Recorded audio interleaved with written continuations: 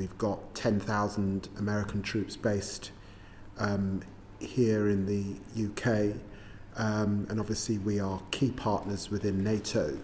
So, and the truth is, on many issues we are aligned. But it is true that sometimes we won't entirely agree. And it is also true that there may be differences between political perspectives. But the truth is, whether it is Tony Blair, George Bush, or indeed Starmer, Trump, it doesn't matter who's in the White House or number 10, there are lots of ways in which the UK and the United States have to work together and be aligned. Now, a good opposition, certainly an opposition that is hoping to form a government in a year in which you anticipate an election, is doing everything it can to be close to those who might become the new government. That is why I spent a lot of my period as Shadow Foreign Secretary going to Washington. I'm well known as one of Parliament's Atlanticists, good friends, both Democrats and Republicans. It's why we were with Donald Trump back in September before his election. We spent 3 hours with him. I was with the Prime Minister in Trump Tower, building relations. And I have to say, we have an incredible team, had an incredible team under Karen Pierce as ambassador in Washington, D.C., wonderful staff, doing a very good job to ensure that whoever won the election, the United Kingdom would be close. And I think you saw that manifest in the meeting that Keir Starmer had in the Oval Office in those early weeks into the Trump term. Now, on a range of issues, whether it's security in the Middle East, whether it's the war in Ukraine, we are playing our part, and I'm sure in further questions we'll go into that in detail. What we've said in relation to trade and tariffs is that we are an open economy. We continue to be an open economy and believe in open trade. We are in negotiation with the United States to get an economic agreement, and we're taking nothing off the table as we consider next steps. In fact, we're consulting with business on the effect of tariffs. Okay, thank you. Just by way of follow-up, the Guardian today is not terribly optimistic that we are in the front rank for a trade deal. What's your perspective on that? I read the Guardian. They're not always right. The Chancellor of the Exchequer was in DC last week on this subject. The Business Secretary, the Prime Minister's spokesperson on investment was also in the United States. We continue to negotiate with the United States, and we're working hard to get an economic agreement. Thank you. Baroness Crawley. Thank you, Chair. It's very good to have you here, Foreign Secretary. You must appreciate having us sit down for an hour and a half without anyone asking you to go anywhere. I'd like to ask you about our unique position as a bridge between the US and the EU. I'm in agreement with you and with the PM that the UK doesn't have to choose to ally with one or the other, but there are pinch points. If we're negotiating with the EU, there will be areas that will make it more difficult to negotiate with the US. So how do you see the UK, in the national interest, managing that balancing act into the future with our trade and with our diplomatic relations? Let me just say that my instinct, as the Prime Minister has said, is that we should not choose and we should not set this up as a binary choice. It's a mistake. And in fact, when UK policy diverges in that way, it usually signals a mistake, the biggest of which in modern times was clearly the Suez crisis. And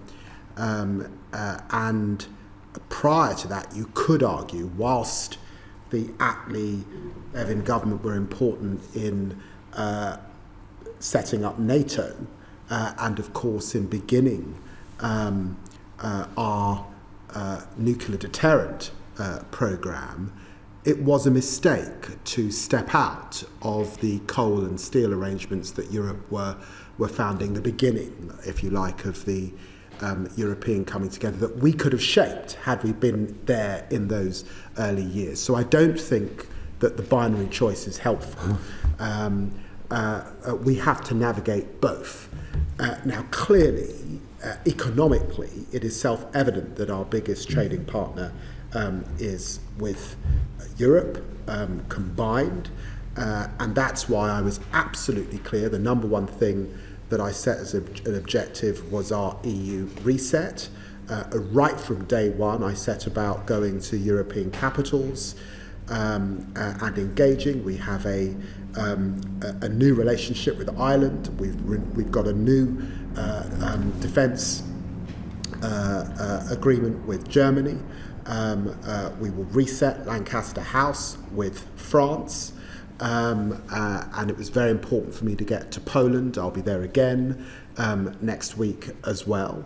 But it's also the case, and obviously on Europe it will culminate in our summit on May the 9th with the European Union, and Ursula von der Leyen will be back again for that. It's also important that we recognise that we have a very important, large trading relationship with the United States, and outside of the European Union we have an opportunity to sign deals, to forge deals. I hope we're getting close to one with India as well, and that's all in the UK's national interest. Thank you very much. If I could just follow up with the areas where you see the most positive future, as it were, with trading with the United States. Would it be science and technology, AI? Would it be, obviously there's a security problem, a question over security generally with the United States at the moment, but do you see it more in the science and technology sphere? Well, if you look at the world's global leading universities, we in the United States dominate. If you look at AI, whilst the United States and China are leaders, we're just under that tier as third. So yes, on tech, there's much that we can do together.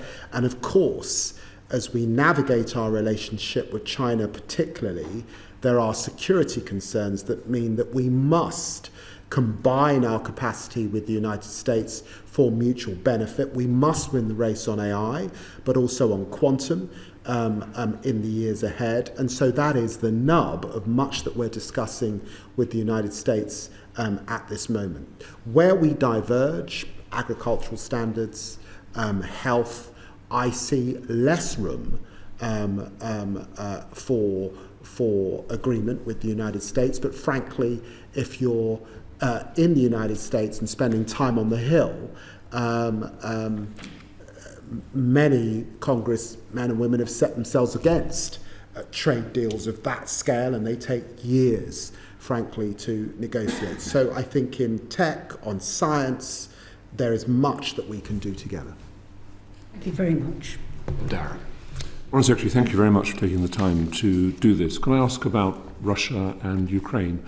What's your current assessment of the prospects for a ceasefire and even a peace deal? And the context here is that until last weekend, it felt as if President Trump was rather more critical of Ukrainian demands and requirements than he was of Putin's position. Has there been some sort of shift since that Zelensky-Trump meeting in Rome? Because since then, the president has been quite critical of Putin. So has something fundamental shifted, or are we as we were? Well, I think that there's no doubt about it. Our Prime Minister, alongside Emmanuel Macron, has done a lot of heavy lifting in the coalition of the willing. I think we saw that in the NATO meeting of foreign ministers in which Marco Rubio recommitted the United States to NATO, which was very important.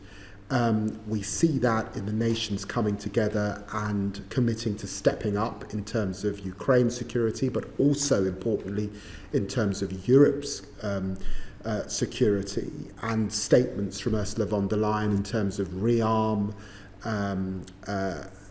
their SAFE programme, how they're now going to procure and how they're going to raise their military industrial capacity, hopefully working alongside the United Kingdom, is an indication of that. All of that has happened in a sense because Donald Trump was pretty clear that he wanted to get a deal. Now, I think that we see, and the images coming out of the Basilica at the Pope's funeral, I think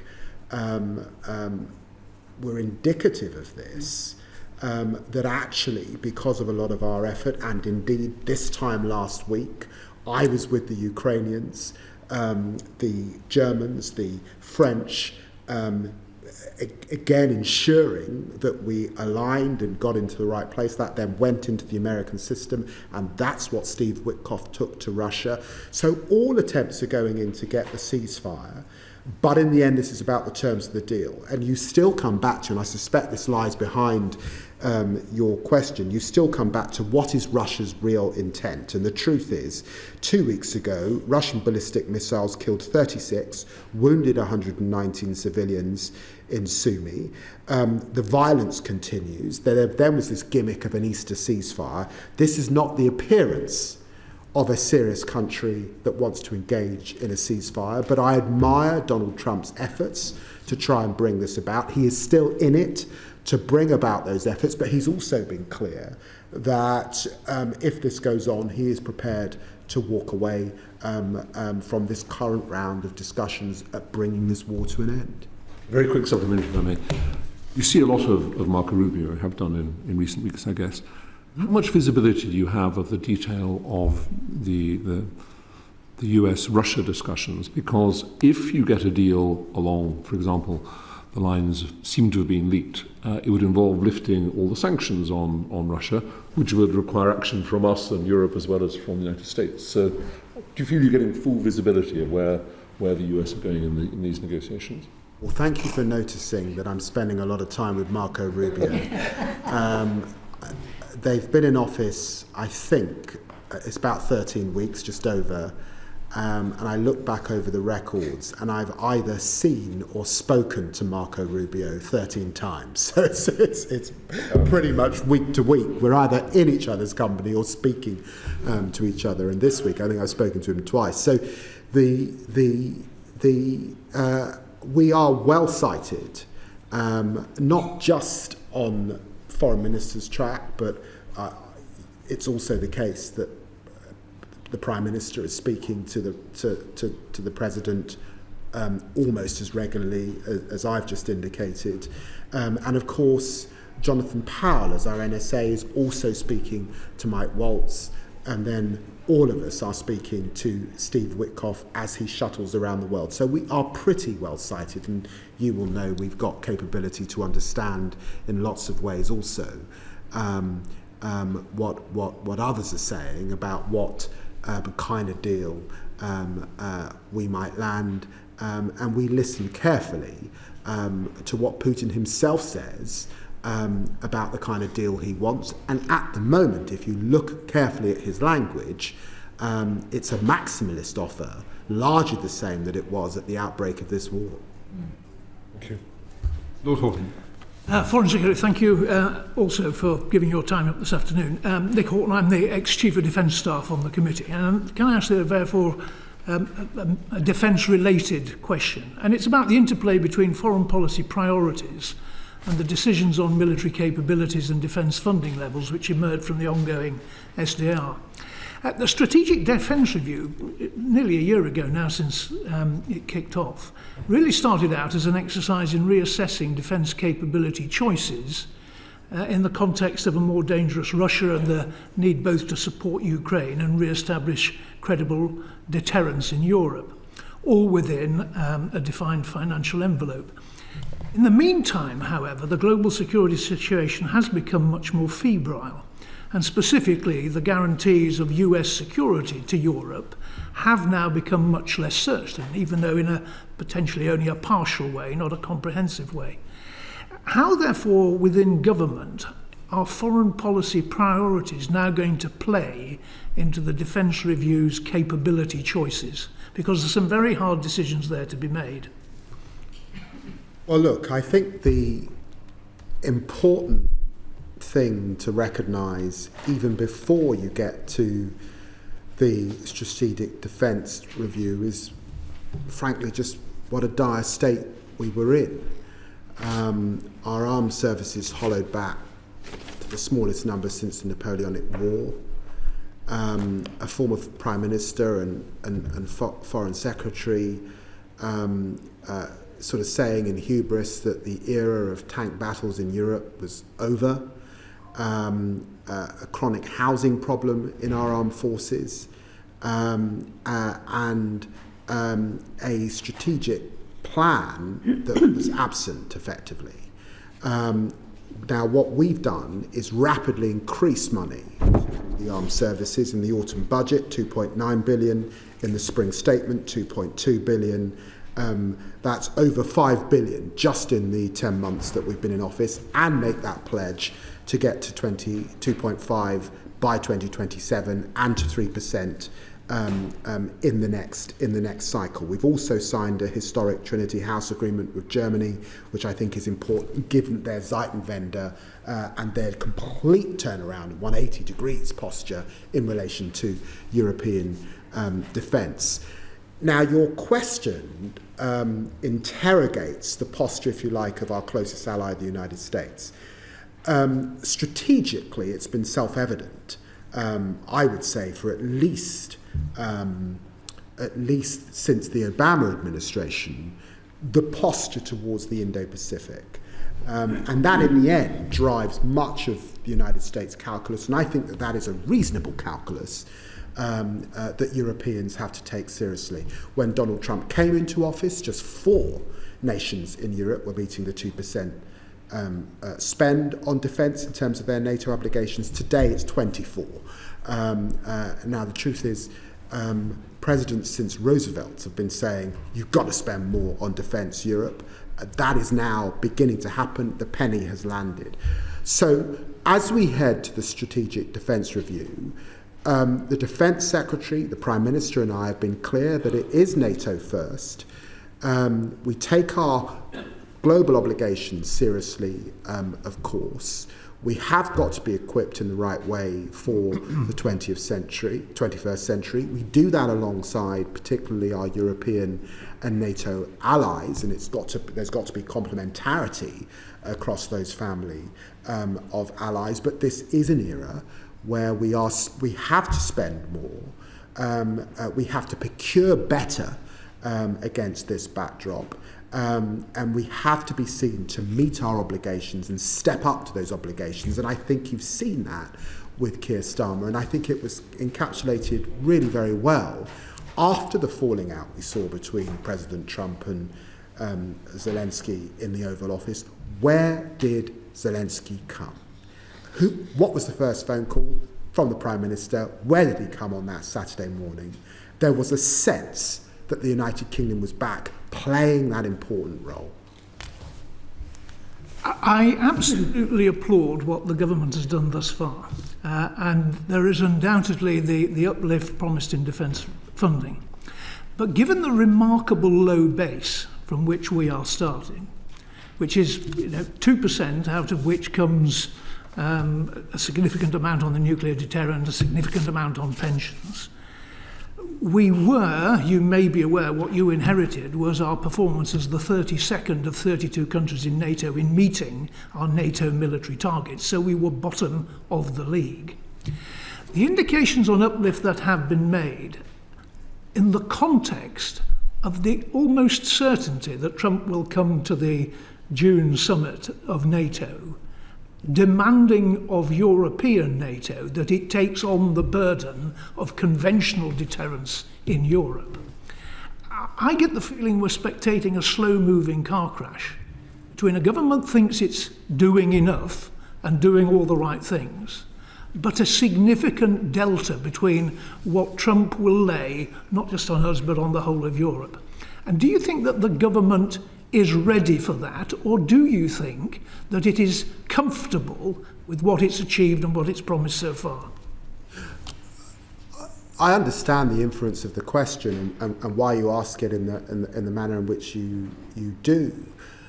But given the engagement I've just set out with Marco Rubio, given the Defence Secretary's engagement with Pete Hegseth, given the Prime Minister's engagement with Donald Trump, we'd have to be blind and deaf to what is clearly the US posture, particularly in relation to the Indo-Pacific. So, and my sense is that the penny has landed, the penny has dropped in Europe. Now, again, at the heart of what you're saying, I think are three potential ideas. One is burden shifting, and the United States shifting the load.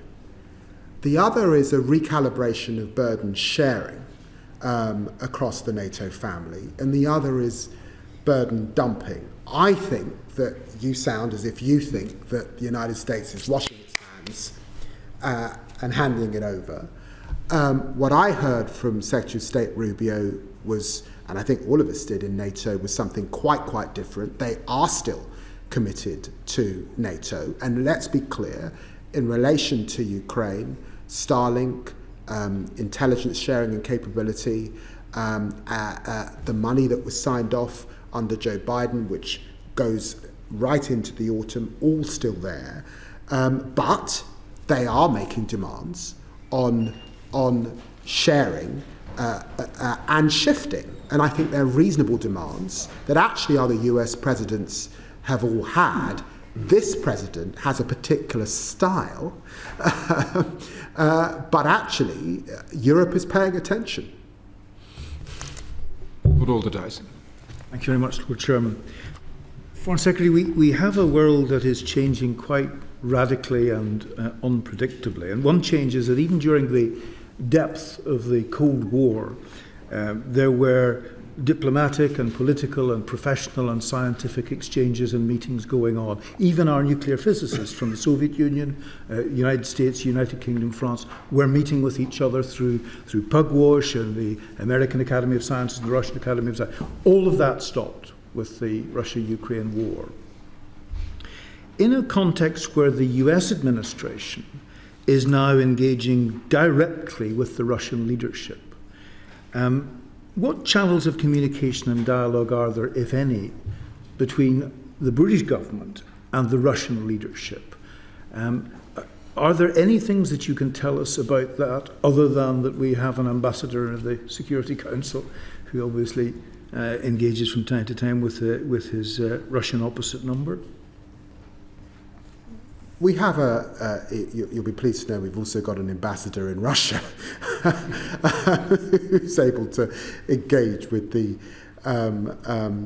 Russian system. And there are channels on which there is engagement. There's not been, since Liz Truss made her visit, unsuccessful visit to Moscow, engagement at my level, that is true, and against a backdrop of our support to Ukraine, I've not deemed that necessary. But what I would say is, what I have sought to do since I've come into the department is distinguish between Ukraine policy and a broader Russia policy, And therefore there's a lot of work going on in the department in relation to Russia per se. I do believe, I've got to be clear, that my assessment is that Russia does pose a systemic threat to much of our national interest and much of Europe's national interests. But if you're in the business of diplomacy, you've got to be in the business of engagement on a range of issues, but one's got to be clear where those are best placed, and at the moment it's not at my level. Apart from your own level, you've said that Russia is a clear and present danger. That was the case during the Cold War as well. But at that time there were meetings of scientists and academics and professional organisations, which there have not been for quite some time now. Is this a time when those kinds of things can begin to be explored? Or if it's not, what might be the indications that there was a time to do that kind of thing? Well, it was a Cold War. And unfortunately, Vladimir Putin has set himself on a path that is demonstrably a hot war in Europe, with people dying in their thousands on a weekly basis as we speak. He set himself on a path where our own people have lost their lives following the Salisbury poisoning on our own soil. And where there are attempts, hybrid war, sabotage to our system on a pretty regular basis. This doesn't feel very cold, it feels pretty hot. And it's against that background that one makes an assessment.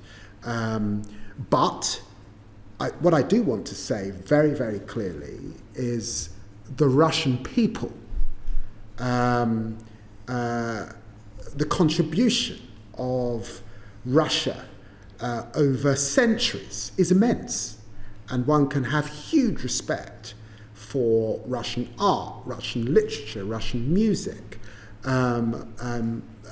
what the Russian people have produced in so many ways, and indeed for the people of Russia. And it's always important to distinguish between Putin and the regime currently running Russia, and of course the Russian people themselves. And if your question goes to that, then I'm with you, and that's why you're absolutely right. We must distinguish a Russia policy and wider posture, and that is constantly under review in the department, from, of course, Ukraine policy, notwithstanding our closeness and proximity to the Ukrainian fight. Thank you very much.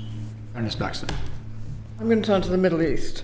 Given that Israel has fully blocked the entry of humanitarian aid into Gaza now for over 50 days and continued to target the civilian infrastructure, can you tell the committee what steps the UK government is taking to prevent further humanitarian suffering being inflicted on the civilian population in Gaza? Well, let me be crystal clear. The blockade that Israel is undertaking now of necessary aid into Gaza is horrendous. The suffering is dire. The need is huge. The loss of life is extreme. And we have been absolutely clear, and just last week, as an E3 alongside France and Germany, we were very clear in our statement condemning the blockade that exists at this time and the need that we see in Gaza. And you know, I've been very clear, and I was clear just a few weeks ago in person to the Israeli foreign minister about their obligations and to Minister Ron Dermer their Minister for Strategic Affairs.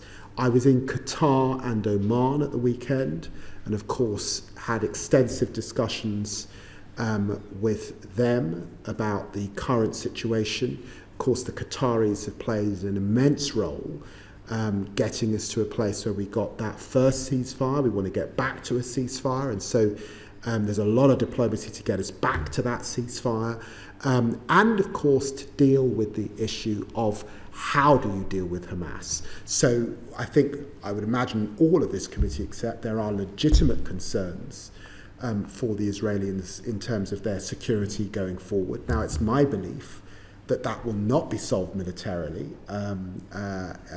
In fact, if it would be solved militarily, you might have seen that happen in the since October the 7th. It's now gone on for some time, and it hasn't happened. We saw when those hostages come out, those men with masks and Kalashnikovs, Hamas was still there. So how do you deal with Hamas? Well, what I was talking to the Qataris about, what we talked to the Israelis about, is this takes an exit for the Hamas leadership that's still in place, probably to a third country. This takes a proper demilitarized position for Hamas in the system, similar to what we undertook in Northern Ireland. The arms have got to be laid down, and it takes a zero-tolerance approach to the governance of Hamas. That's why I signed a memorandum of understanding just yesterday with Prime Minister Mustafa of the Palestinian Authority. Support the Palestinian Authority in their reform, because we believe, if you believe in two states, there has to be a place for the Palestinian Authority. They need reform, but we continue to support them. Thank you. I've just seen the letter you wrote yesterday to the chairman of this committee, and I think many people will welcome your outrage and feel the same level of indignation about what's happening. But I want to just quote one line back to you, if I may. In it you say, "The Israeli decision to block aid supplies and power in this way is intolerable and risks breaching international humanitarian law. Humanitarian aid should never be used as a political tool." Why risks? It is breaking humanitarian law, surely. And I think many people who read this letter and hear what you're saying would agree with it all, but they'd want to know a bit more about what action you're taking. And action has to be more than criticising the Israeli government. We've been doing that for a long time. It doesn't lead to any changes. I have taken action. The first day I was in office, I instigated a review on our arms sales to Israel. And with regret, I announced in Parliament back last September that we would not be continuing to supply arms that Israel can use in Gaza, because I believed, on the basis of our export licensing regime that was set up actually or revised under the last government, that there was a clear risk of a breach of international humanitarian law. That's the criteria I used against that sober assessment that was made. At that time, the last government, and the last time I saw that Lord Cameron was before this committee, the committee pressed him on restoring funding to UNRWA. I restored funding to UNRWA. There were concerns about just how much aid and commitment we were giving to Gaza. I increased our spend in Gaza, notwithstanding the issues about the aid actually getting in. So I have acted. I've now been to Israel, I think, 3 times in this last period. There's been a lot of engagement, of course, with Arab partners. I support the Arab plan. We want to improve it, particularly in relation to Israel's security and Hamas, and that was why I was in Qatar at the weekend. So a lot of diplomacy, a lot of engagement, a lot of working with partners. That means also working with the United States and Steve Witkoff in particular. Let's get that ceasefire back on track. And of course, also understanding the malign behaviour that sits behind a lot of the problems in the Middle East, and that's Iran, which is another subject that we could talk about, and a lot of engagement too on that file. Thank you. One just very quick further question, if I may. On the subject of breaking international humanitarian law, what position is the government currently taking on the judgments of the international courts on this matter? Well, it is a judgment for international courts, but we have been crystal clear in our own commitment to international humanitarian law and our own commitment to the architecture that was set up, much of it in the wake of the Second World War, in which so many men and women across Europe and our own country sacrificed and gave so much, an architecture that was set up by pioneers within our own country. This used to be a cross-party position. People like Winston Churchill did a hell of a lot to give us our current human rights architecture across Europe. So we continue to support that. We continue to support organisations like the ICC and the ICJ, although I recognise that that is now politically contested by some. Welcome, Foreign Secretary. I just want to put it to you that occupants of your high office for, my guess is at least 30 years, of whichever party, have used pretty much the same mantra in respect of Israel, Palestine and a two-state solution. In fact, the wording, I haven't quite got it off by heart, but is in your most recent letter. The solution is grounded in a two-state solution that will guarantee security and stability for Israel alongside a sovereign and stable Palestinian state. I can't think of a foreign secretary that wouldn't have said that. But it sounds increasingly to me like motherhood and apple pie in terms of it being desirable and wonderful were it achieved, but there seems to be very little prospect of it being achieved, not least because Netanyahu has now spelt out beyond any doubt for anyone who was in any doubt that he hasn't the slightest intention of agreeing to a two-state solution. So I really want to put it to you. Does this foreign policy objective, consistent over so long, any longer have any possibility of realistically being a solution? Well, let's step back first of all and let me be frank about the kind of person I am. I've been in public life now 25 years, and I suppose it's possible to get to this level in public life and find yourself in cynical indisposition, but I retain the optimism that I arrived in Parliament with. It's an optimism that said when some said, I'm sorry, apartheid is here to stay, and others said no, it changed. Some said the Cold War is here to stay. Those fought against it. I remember when the Berlin Wall came down. So there will always be moments when we look back in history when the impossible did not seem possible. But the whole point of diplomatic endeavour is to persevere, and you are failing every day until you succeed. And the best modern example of that here in the United Kingdom is the I remember those bombs exploding that killed so many lives because of the problems and the troubles in Northern Ireland, and in the end, with cross-party consensus and a lot of hard work, we got there. So we can get there too on a two-state solution. And what are the ingredients and how do we get there on a two-state solution? Well, again, let's give the current President of the United States some credit for the Abraham Accords, and let's continue to press hard to get to Saudi-Israel normalization. And on any analysis, it's hard to see how you achieve that prize of normalization without two states. Let's focus on what we can do to give Israel the assurance that it needs in relation to Hamas.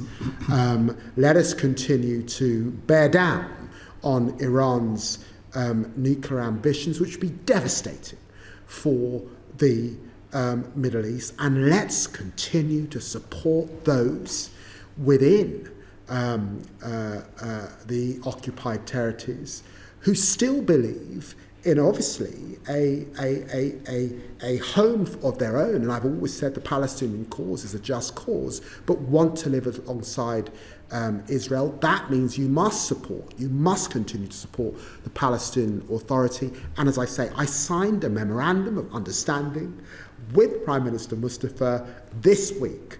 All of that gives me hope.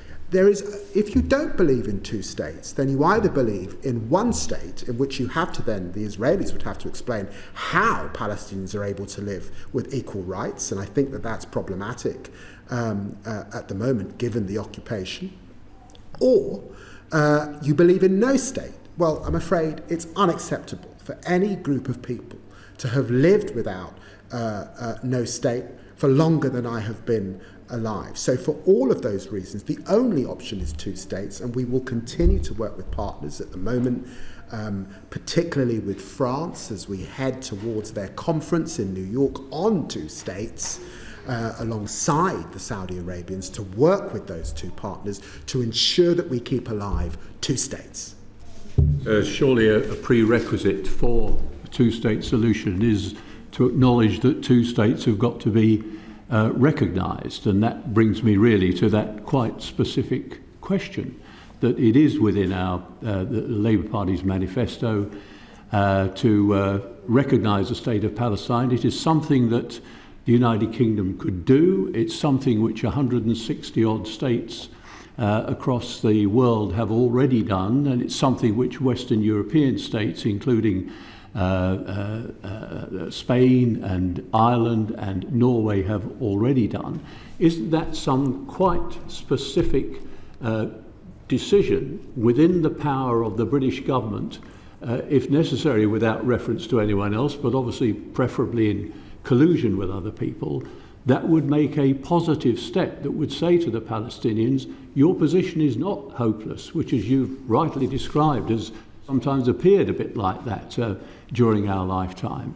When is that likely to be achieved? Because, of course, if we wait until Israel says, yes, we agree with that, then it's simply not going to be achieved, certainly not during the course of the life of this government.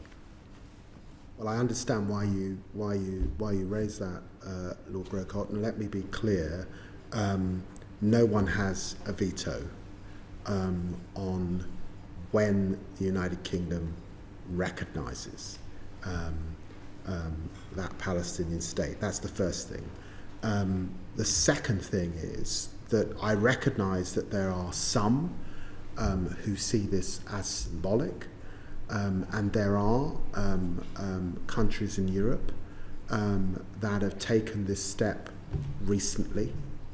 But on another set of questions I got from the committee, whilst it was a symbolic act, you've got to ask yourself, did it change much on the ground? And the sad conclusion is, it didn't. And so we have always said that recognition is not the end in of itself. Two states is the end in of itself. And we would prefer recognition as part of a process to that two states. And so we will continue to talk to partners about that. President Macron has had a lot to say about that most recently, alongside the Saudis. And of course, we are in discussion with them at this time. And we take and this is a solemn undertaking, as members of the UN Security Council, we take, and Britain has always played that role, to contribute to progress on the ground, not just a symbolic act. And that's the detail and the granularity of the diplomacy and our engagement at this point in time. But I should say to you, because this is important, settlement expansion at the moment is undermining the viability of two states, and settler violence levels are shocking. In the last year, we've had 59 illegal outposts on the West Bank. In 2024, the average was there were 59 established in 2024. The average was 7 over the last 25 years. So that is all undermining the prospects of two states, and it's why I announced sanctions on some of that settler behaviour a few months ago. Thank you. Which takes us to Lord Sames's question. Thank you, John. Foreign Secretary, I must congratulate you on retaining your optimism after all that time in Parliament. Mine gradually diminished after my first Parliament, I have to tell you. Well, you were always very nice to me when you were in House.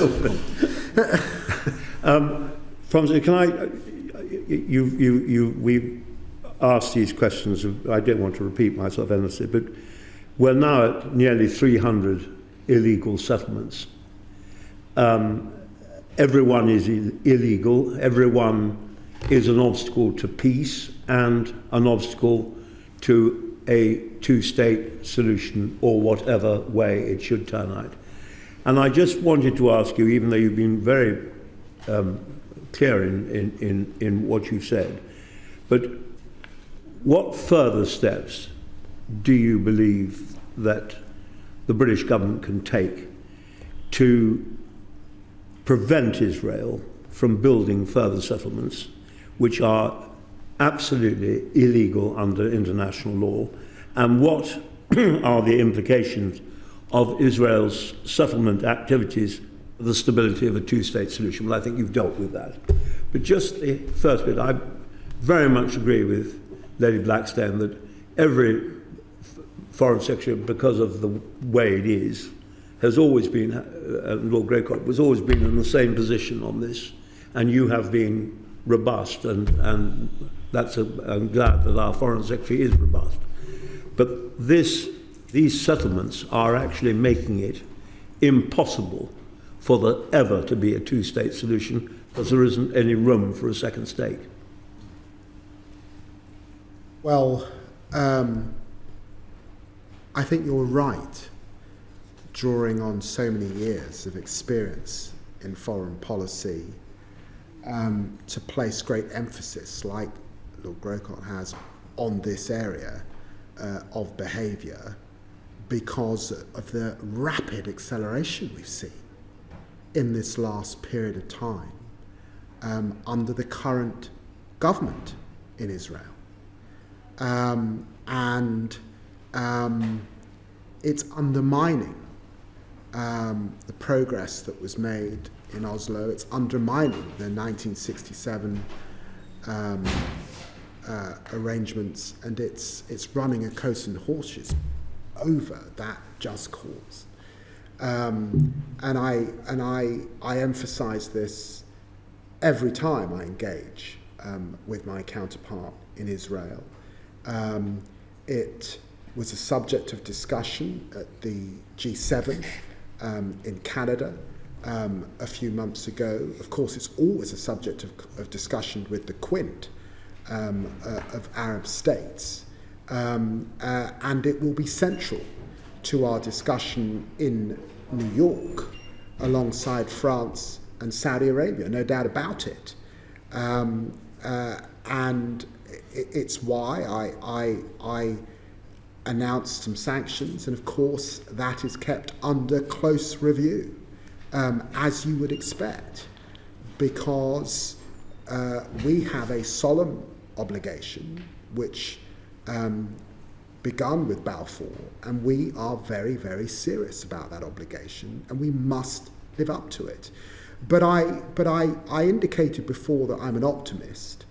There have been moments of tension and fear, no doubt about it. October the 7th was a grim and horrific moment. And lets us remember that there are hostages who are still not with their families at this time. But even against that backdrop, we there was progress in the Middle East after terrible wars in the past.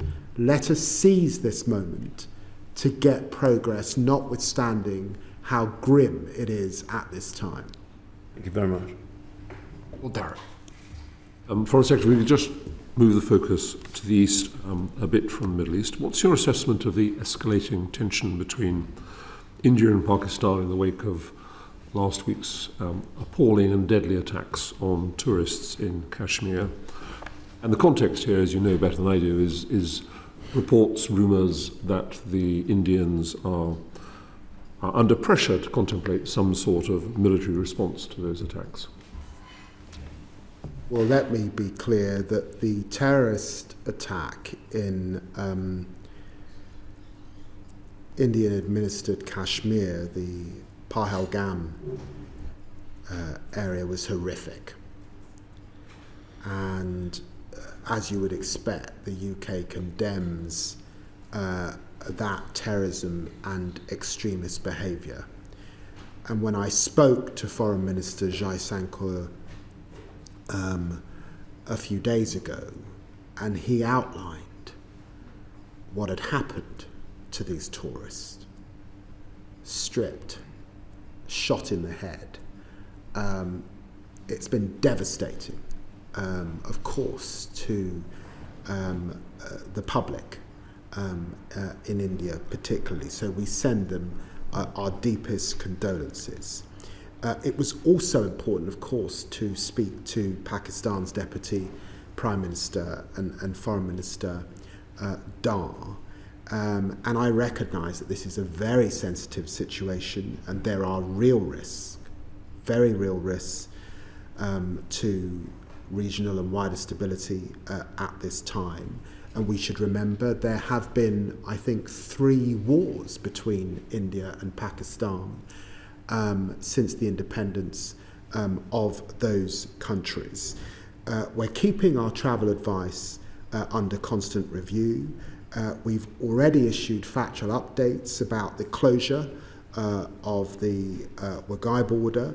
British nationals should be aware at this time of the geopolitical tensions, and I'm deeply concerned about the impact of any escalation would have in the region and those living and working or travelling there. We estimate at the moment that there are over 1 million British nationals, 1 million British nationals and dependents across India and Pakistan. So of course I'll be reviewing our plans with ministerial colleagues in the coming days, but I want to say that this is a very different situation to evacuations in other crises in recent history. The challenge of a significant escalation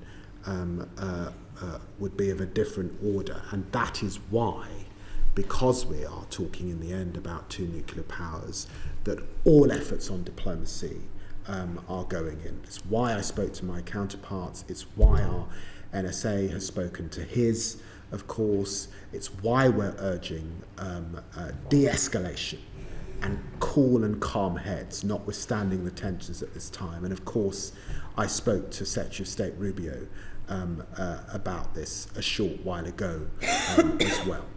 Thank you. Ernest Fraser. Thank you. Foreign Secretary, given your recent visit to Beijing, could you tell us what surprised you, or perhaps what disappointed you? What is your assessment of the UK's relationship with the People's Republic of China, and how do you think the Chinese leadership view the UK, and what are the government's priorities for UK-Chinese relations? Well, look, thank you for the question, and let me just give the context, I think, because I think it's important. We have come out of a period of inconsistency, vast inconsistency between the golden era of David Cameron and drinking a beer with President Xi and the Liz Truss approach to China and the disengagement, the complete disengagement. So when I went to Beijing, I was going after 6 years of disengagement of activity, really, from China. And so I've been really clear. I was clear in opposition, clear in office. There are areas where we cooperate with China, and we must cooperate with China. Things like climate, global health, very important areas. We can trade with China as well. The United States has managed to increase its trade with China. This is prior to the tariffs. Increased its trade with China whilst being really tough on issues of security. So there are areas where, of course, we'll compete and where we'll challenge. And when I was in China on Jimmy Lai, on the situation in Hong Kong, on the sanctions against British parliamentarians, these are areas where we will continue our human rights concerns in Xinjiang. We will continue to challenge China most definitely. We're doing a complete audit of our relations with China. We've got a national security review underway that will also publish shortly. So we're clear-eyed about our relationship, but I think it has been important that I have been, my counterpart has come from China, that the Prime Minister has indicated that he will go to China, that the Chancellor of the Exchequer has been there, that the Net Zero Secretary has also gone, because in the end, this is a global power that it's hugely important that Britain has a relationship, is engaged with, able to disagree, and sometimes pretty vociferously, but also able to act in our country's national interest as well. Thank you. You mentioned that you're undertaking an audit. This committee produced a report on China in 2021, before my time. It criticised, as you have alluded to, the then government's approach to China, and it called for that the government needed a clear, unified strategy. So has this changed, and if so, how?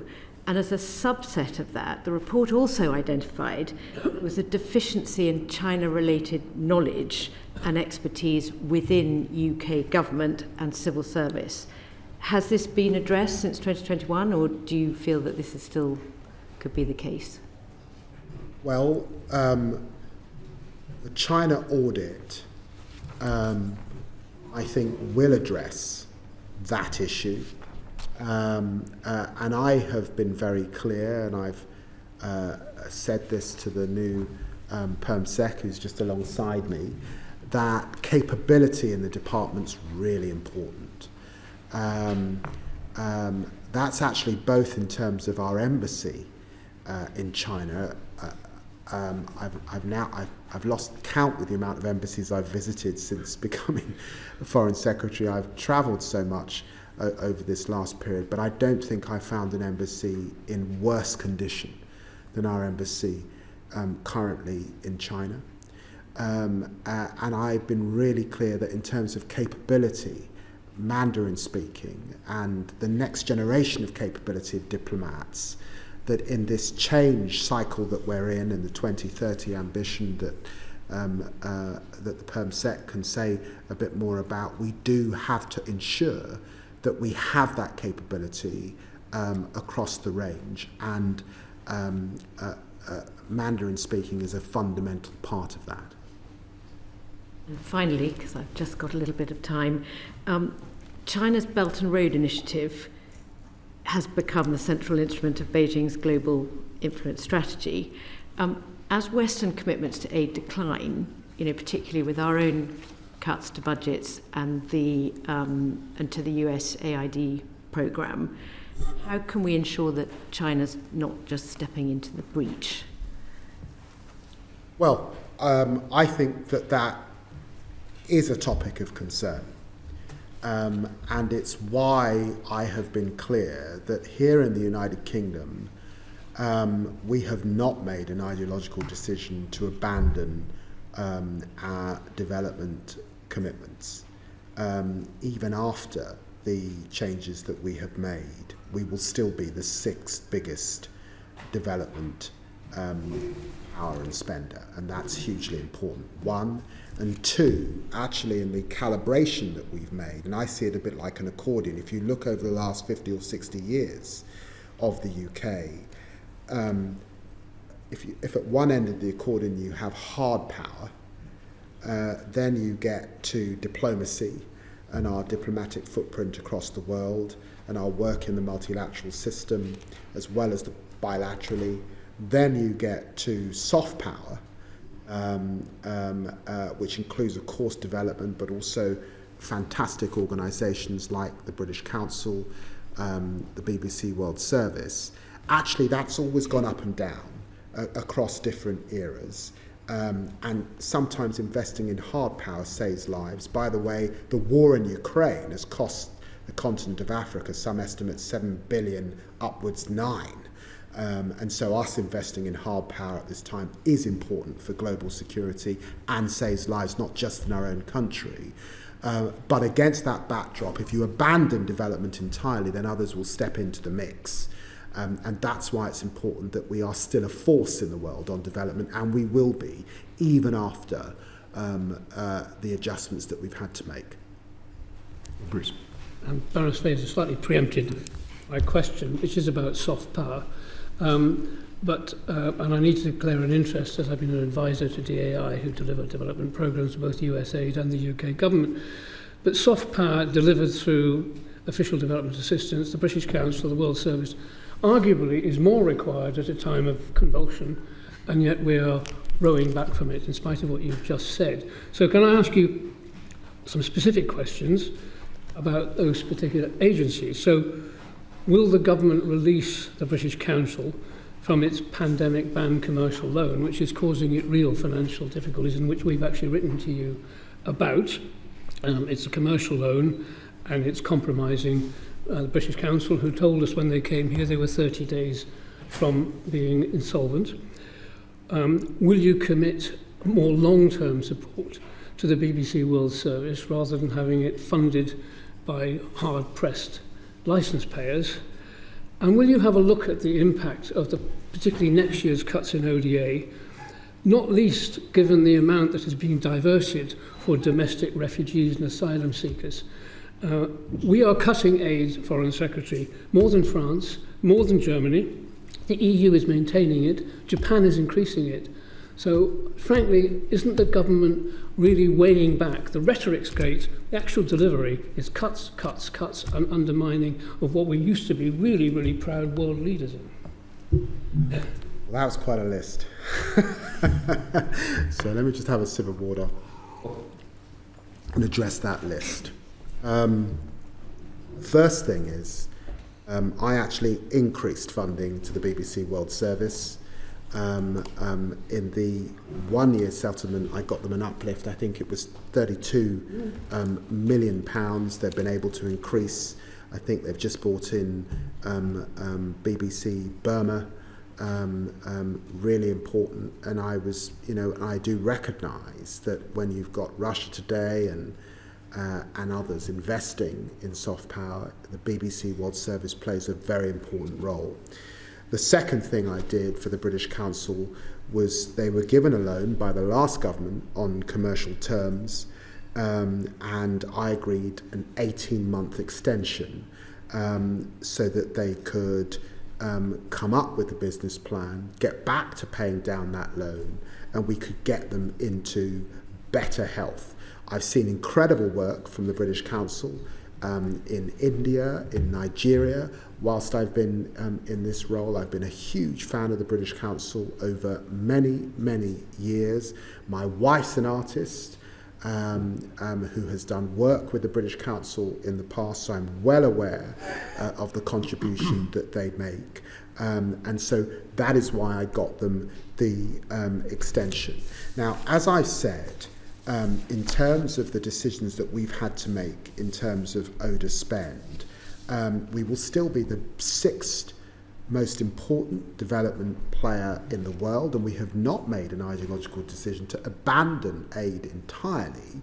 That has not been our approach.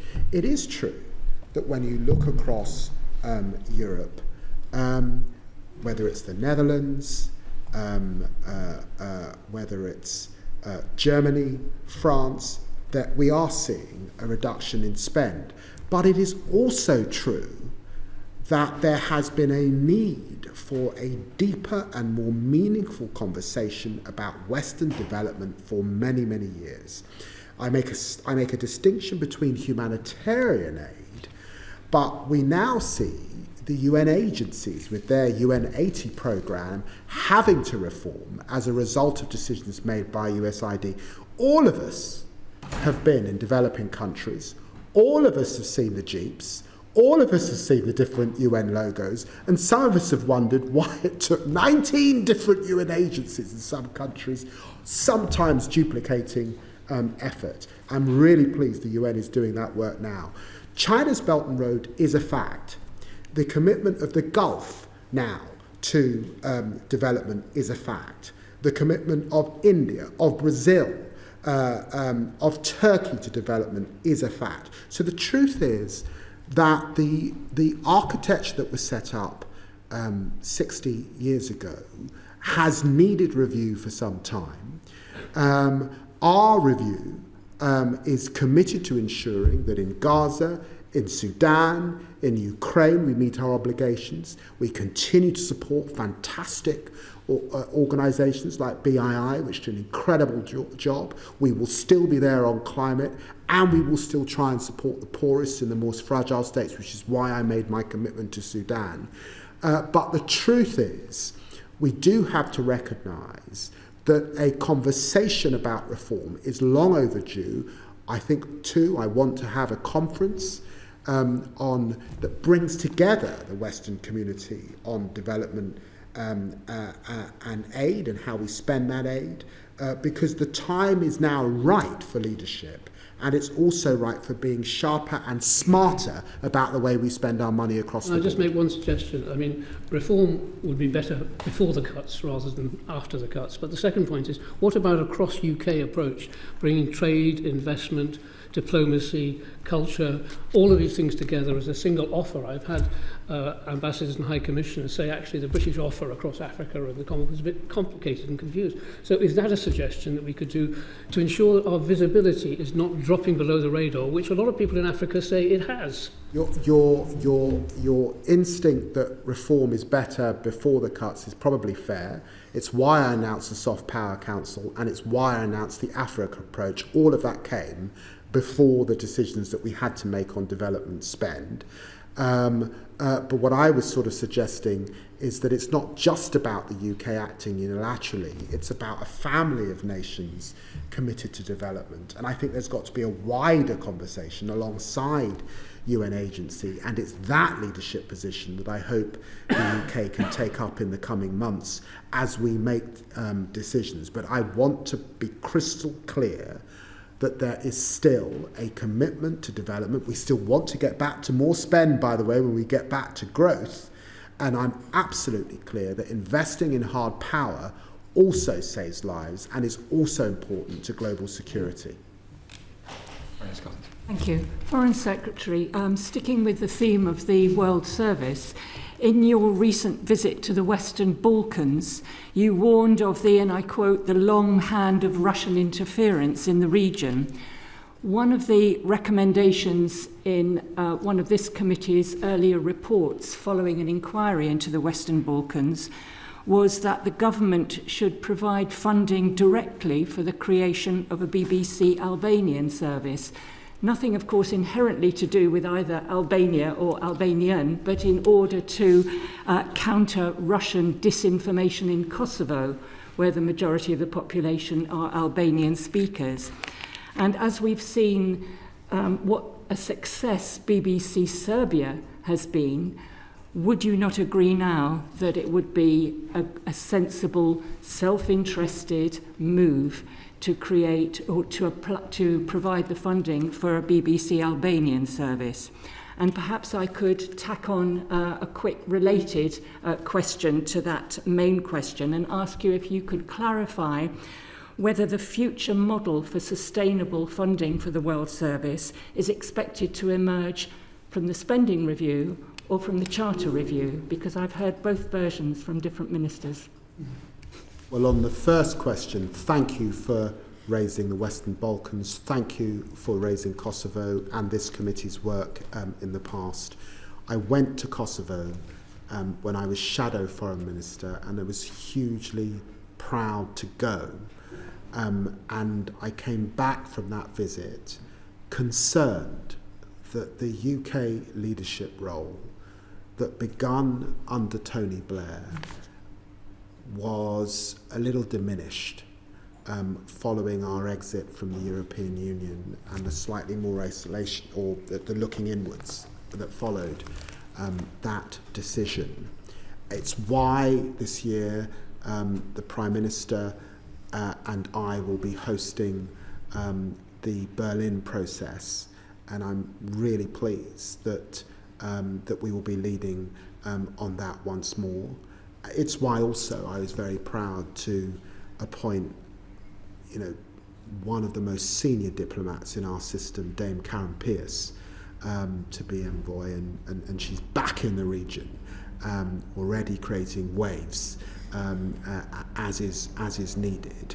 And I'm hugely concerned at the moment about Russian disinformation and influence. I'm very worried about what's happening in Bosnia-Herzegovina and the Republic of Serbia.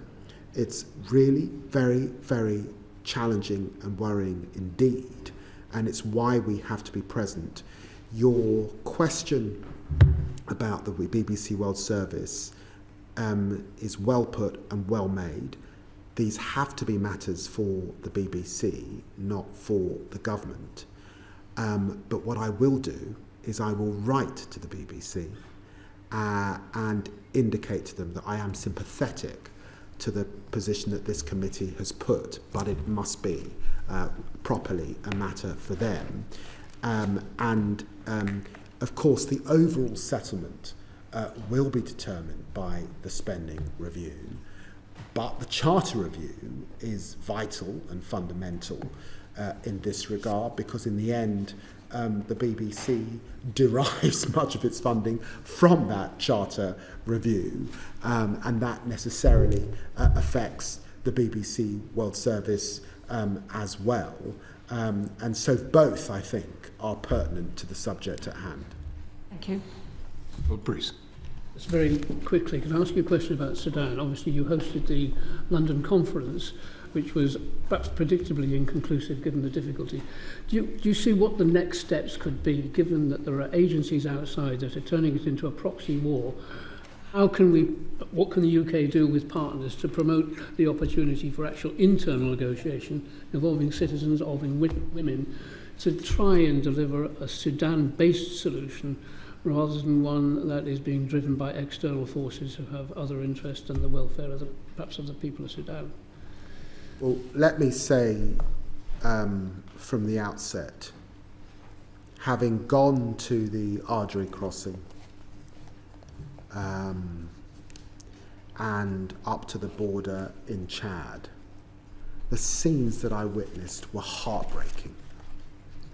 The pain and suffering of millions of women and children should offend the entire planet. And it has staggered me, frankly. I think I was asked a question about what I had or had not expected in this role. It has staggered me, the indifference and the lack of outrage at the catastrophe that is the crisis in Sudan at this time. And so one of the reasons that I had the conference and the convening here in London was, of course, to achieve greater pledging and money for the people of Sudan, and we achieved that with 800 million committed, which is hugely important, given I can't say that the war will come to an end in the coming weeks. Two, to bring all of those who have a stake in this crisis around the table and into the room, and we were able to issue a chair's statement. And if you read that statement, it was a good piece of work, drafted, of course, by tireless officials. And I must thank the whole team that were working on this in the department for their huge endeavour over many months to land this conference. And of course, it put a spotlight back on this issue nationally and internationally, which was precisely what I wanted to do. As you know, a few months back, I put down a resolution in the United Nations. Unbelievably, Russia blocked the resolution. Russia, who claims to stand with African nations and be this great voice for the global South, committed to even more suffering in Sudan. I hope that they will think again. There's a lot of diplomatic effort going in to try and get the Russians to think again. And we will continue to work with partner countries and specifically to bolster and work with the African Union, because we have got to have Africa-led approaches to Africa's conflicts supported by the international community, but alongside the African Union. And all of that effort will go in over the coming months. Thank you. My question is about Colombia. So I'm taking you to a different part of the world now, which generally gets much less attention than it deserves, despite the excellent work of the UK as penholder for the peace accord at the Security Council. And I was very pleased to see only earlier this month in the report to the Security Council that you emphasise the UK's full support for the UN mission of verification for the peace accord. But as you'll know, this mission requires the annual renewal agreement from all members of the Security Council, or at least no one voting against. And as the current mandate expires in October, it's not clear at the moment what the US's position might be on renewal, and it would be disastrous, of course, if it decided to vote against. So I'd be very interested to know, Foreign Secretary, what your assessment is of that situation, and also your assessment of the prospects of resuming the peace talks with the ELN, which broke down in January. Can the UK use its vantage point as penholder to encourage and help achieve the resumption of these peace talks, which are obviously absolutely vital for any progress of President Petro's Total Peace Initiative? Well, we certainly welcome the Colombian government's commitment to its implementation and the 2016 peace agreement. I met with the Colombian foreign minister in my office a few months ago. I saw him again. I think it was at the G20, or it might have been in New York. I hope to get to Colombia soon. I haven't discussed this issue with Secretary of State Rubio, but now that you've raised it, I will, given I speak to him on a pretty regular basis. And we have discussed.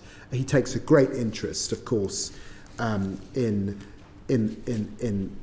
South America, Latin America and the Caribbean. We've discussed obviously the very concerning situation in Haiti and the situation in Venezuela, but we haven't discussed Colombia, so I'm very happy to raise that with him. Thank you very much. Ms. Crawley. Thank you, Chair. Given the uncertain times we live in, I mean, I'm assuming that we'll be still talking about President Trump and not Pope Trump in a few weeks' time. But we do live in extremely uncertain times. And I wondered what you were doing in-house to review the way the FCDO is working, how the departments are bringing forward plans within the context of this new diplomatic world that we live in. Well, I'm going to bring the Perm Sec in here because I saw that David Cameron was so mean he didn't allow Philip Barton to get a word in edgeways last time, and I'm determined not to follow that path.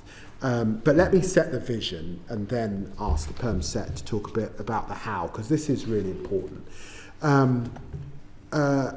I am the first Foreign Secretary since William Hague to have shadowed the role in opposition for 3 years, and to be able to come to my own assessment and obviously to speak to lots of people about where we needed to do better.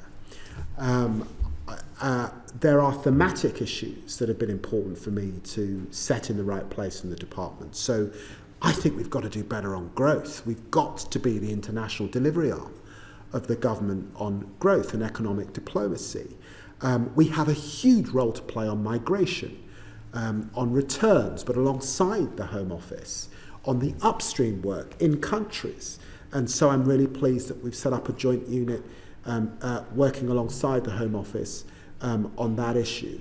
There's more to do on illicit finance, and we have to meet our climate commitments and continue to lead in the world. And with COP coming up in Brazil, I think you'll see a lot more of that with the UK standing alongside our Brazilian partners. So there's important thematic work that we have to do.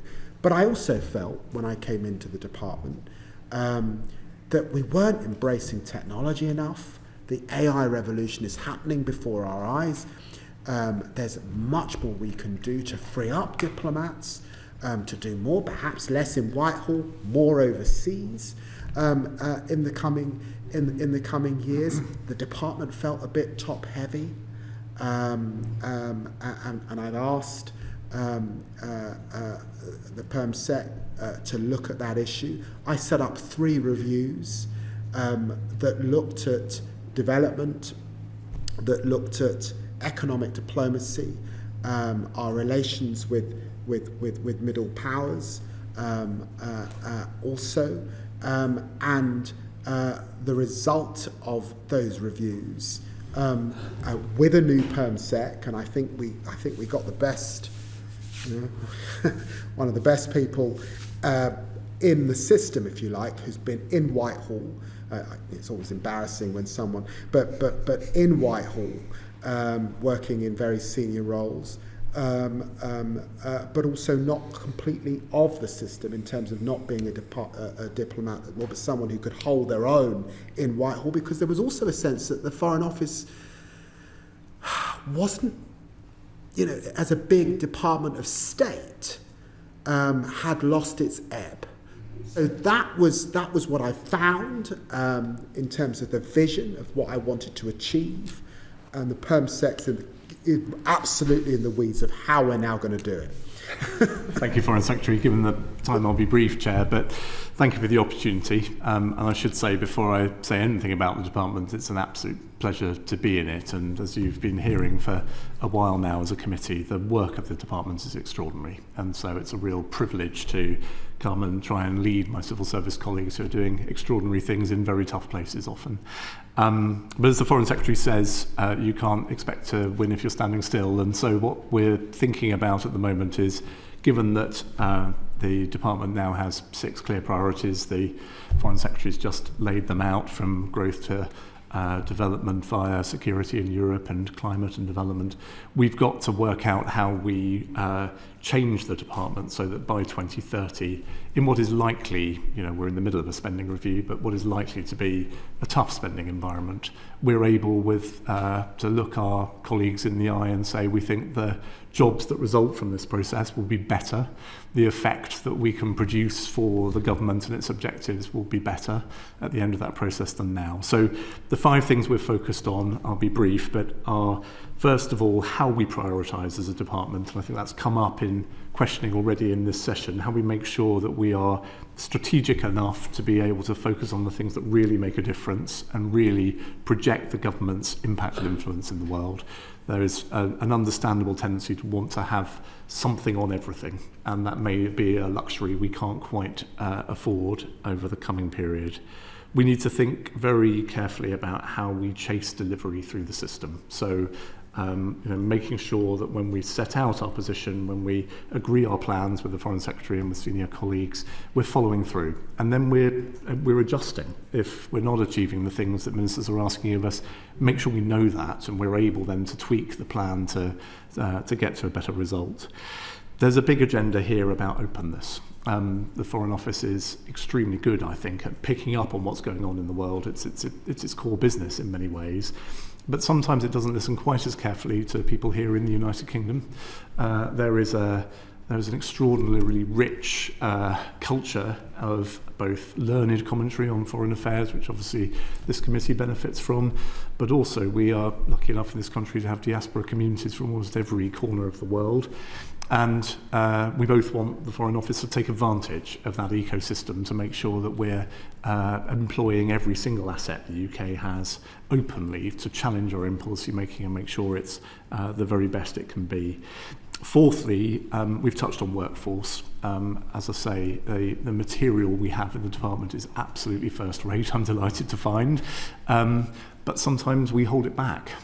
We haven't, this has been implied in one or two of the questions already today. We could do more to invest in the capability of our own workforce, whether it be in supporting the development of genuine Chinese and Mandarin expertise, or supporting that workforce in some of the most difficult to place workplaces in the world. There's a lot to do. And the Foreign Secretary announced in opposition, I think, a College of British Diplomacy, which will be our vehicle for really concentrating on the skills and development and talent that we've got in the department. And then finally, an important, if slightly dull-sounding word, efficiency.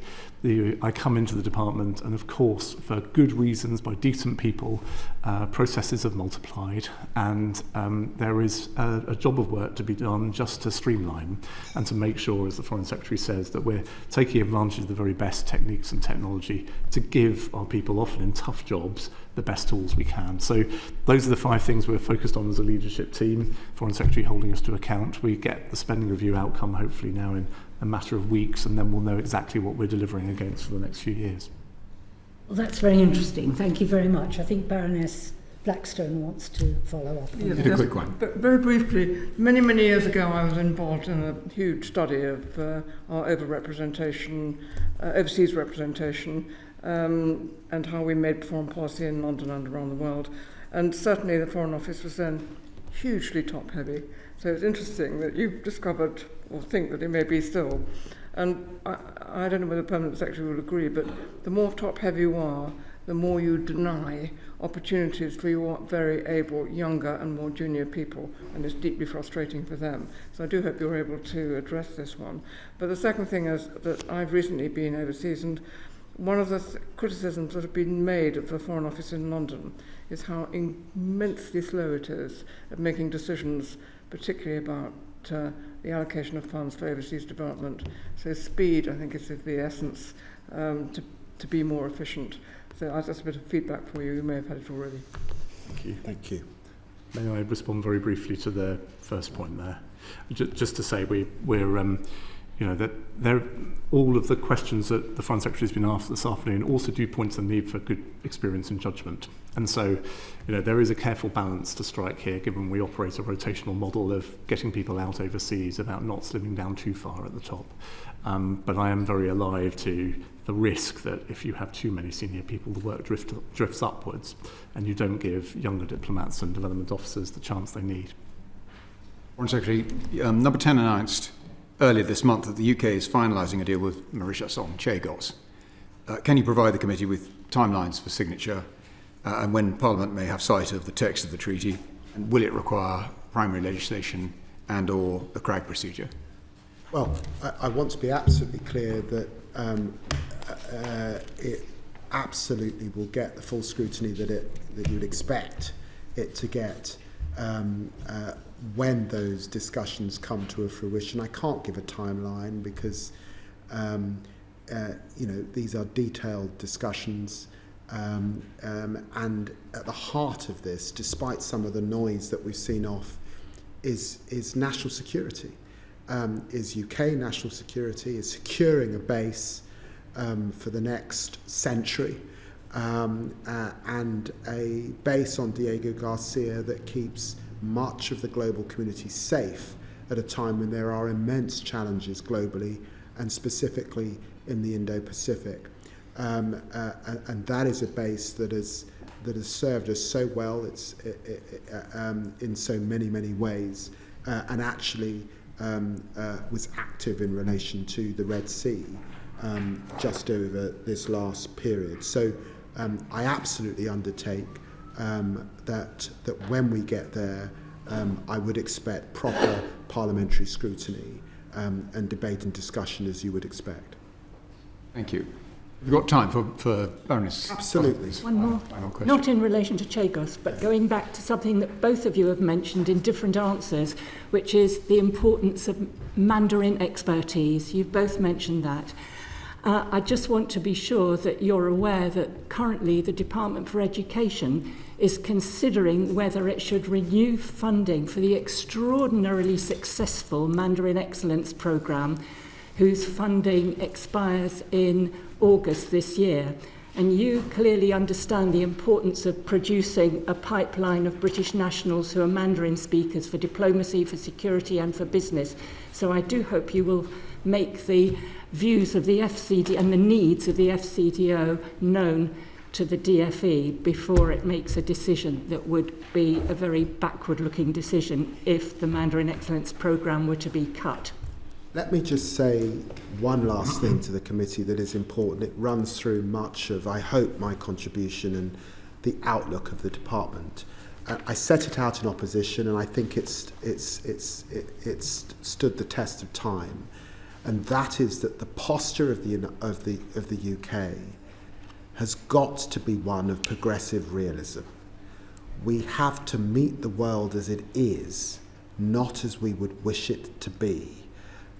With the huge challenges we've got with global war, the huge pressures we've got with competing superpowers, and that means we've got to be fit for purpose for today, not fit for purpose for yesterday or decades ago. And that's what makes Mandarin hugely important to invest in at this time. And I can't emphasize that enough, and of course I emphasize it to my colleagues. And it's why, following my visit to China, I was keen to catalyse Whitehall engaging with China. And because we had been absent for so many years, actually this is not just ministerially, I think there was quite a lot of nervousness amongst officials. How do we engage with China? And so the capability bit, sometimes it involves speaking the language, but also being empowered to engage is fundamentally important. But of course you do it very clear-eyed about the challenges as well. Thank you. Foreign Secretary, thank you for giving up an hour and a half of your very busy time. Thank you. I look forward to coming back. Thank you. Hold you to that.